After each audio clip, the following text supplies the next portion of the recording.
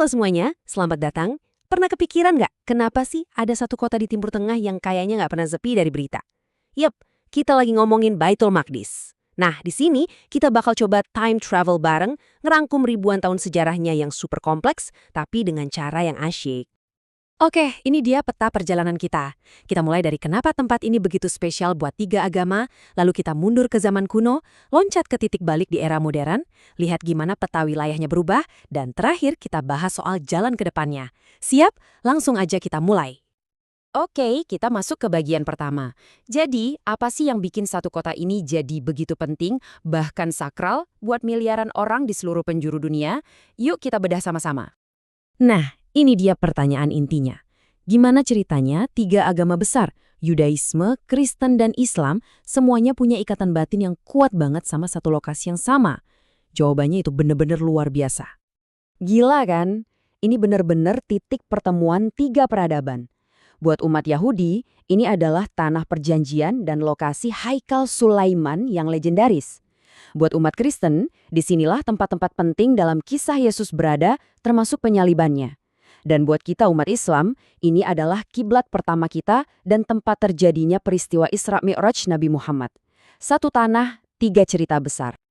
Oh iya, ini penting banget nih, biar kita nggak salah paham. Kalau ada yang nyebut Baitul Maqdis, artinya itu bisa macam-macam loh.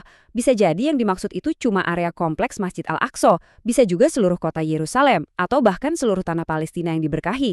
Jadi, konteksnya penting banget. Sekarang, yuk kita putar mesin waktu lebih jauh lagi ke belakang. Kita mau lihat akar-akar sejarahnya dari ribuan tahun lalu, yang ternyata jadi fondasi dari semua cerita yang terjadi sampai detik ini. Coba deh, lihat polanya di sini. Ini kayak roller coaster sejarah serius. Ada masa jaya, kerajaan berdiri, kuil dibangun, terus dihancurin sama Babilonia. Mereka diasingkan, terus balik lagi, bangun kuil kedua, dihancurin lagi sama Kekaisaran Romawi. Siklus bangun, hancur, dan terusir ini adalah bagian krusial dari cerita panjang tanah ini. Nah, momen penghancuran kuil kedua oleh Romawi di tahun 70 Masehi itu jadi titik balik yang besar banget. Sejak saat itulah dimulai periode pengasingan massal yang dikenal sebagai diaspora, di mana orang-orang Yahudi tersebar ke berbagai penjuru dunia selama ribuan tahun. Oke, sekarang kita loncat jauh ke depan. Fast forward ke akhir abad ke-19. Di era inilah muncul sebuah ide baru yang benar-benar mengubah arah sejarah Timur Tengah untuk selamanya. Semua berawal dari sebuah buku. Theodor Herzl nulis buku yang judulnya Negara Yahudi, dan buku inilah yang jadi percikan api gerakan Zionisme politik modern. Tujuannya jelas, mendirikan sebuah negara khusus untuk bangsa Yahudi. Di zaman itu ide ini kedengaran radikal banget. Ketika para penggerak Zionis coba melobi dan menawarkan uang untuk membeli tanah di Palestina, Sultan Utsmani saat itu, Sultan Abdul Hamid II, ngasih jawaban yang legendaris.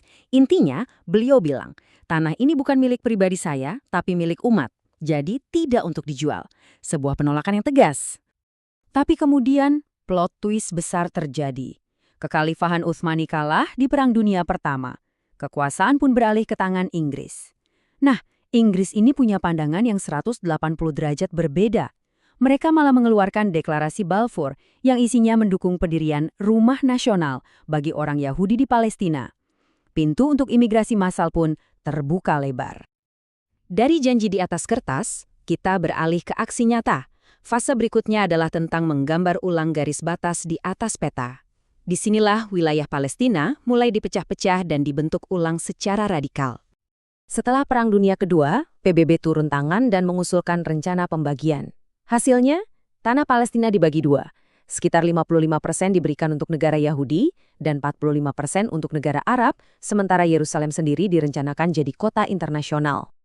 Dan pada tanggal 14 Mei 1948, negara Israel secara resmi dideklarasikan. Momen ini disambut dengan perayaan oleh satu pihak, tapi juga menjadi pemicu perang besar pertama antara negara-negara Arab dan Israel. Sebuah konflik yang dampaknya masih kita rasakan sampai hari ini.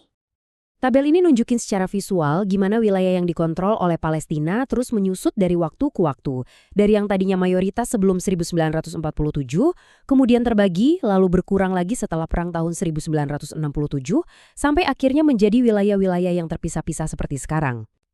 Oke, setelah kita lihat perjalanan sejarah yang begitu panjang dan rumit ini, pasti muncul pertanyaan, Terus solusinya gimana?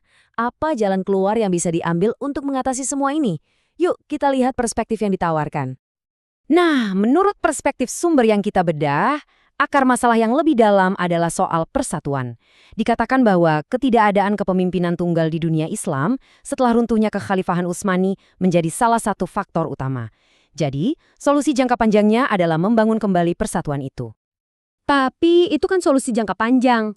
Untuk kita saat ini, ada 3 langkah konkret yang bisa dilakukan. Pertama, jangan pernah putus berdoa. Kedua, jika mampu, berdonasi untuk membantu mereka yang membutuhkan di sana.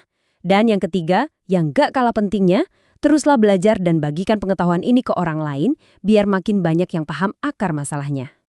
Nah, itu dia rangkuman perjalanan panjang sejarah Baitul Maqdis. Sebagai penutup, kami ingin meninggalkan satu pertanyaan untuk kalian renungkan. Dari semua pasang surut sejarah ini, kira-kira pelajaran terpenting apa sih yang bisa kita petik untuk membangun masa depan yang lebih baik? Terima kasih banyak sudah menyimak sampai akhir.